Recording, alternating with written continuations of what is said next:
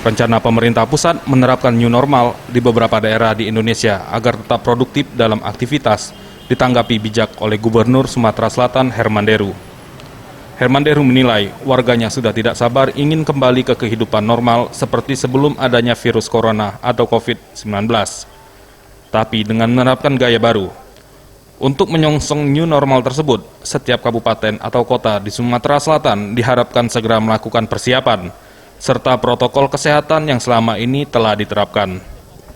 Untuk menyambut hal tersebut, beberapa persiapan pun dilakukan seperti perhatian terhadap tempat-tempat berkumpulnya masyarakat atau kerumunan, seperti pasar, mal, atau tempat pelayanan umum, dan sebagainya.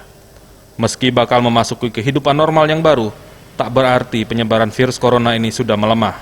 Warga diimbau tetap disiplin dalam menerapkan social dan physical distancing, karena benteng pertahanan melawan virus corona berada pada masing-masing individu. Terkait new normal, rasanya saya sudah nggak sabar lagi bersama wali kota dan bupati ini ingin kita hidup normal kembali tapi dengan gaya baru, yakni new normal itu. Protokol kesehatan tidak boleh diabaikan meskipun sudah secara nasional ada penurunan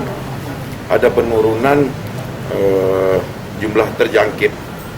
Kita harapkan Sumatera Selatan segera berbenah, bersiap diri masyarakatnya untuk menyongsong new normal ini. Persiapannya sudah apa?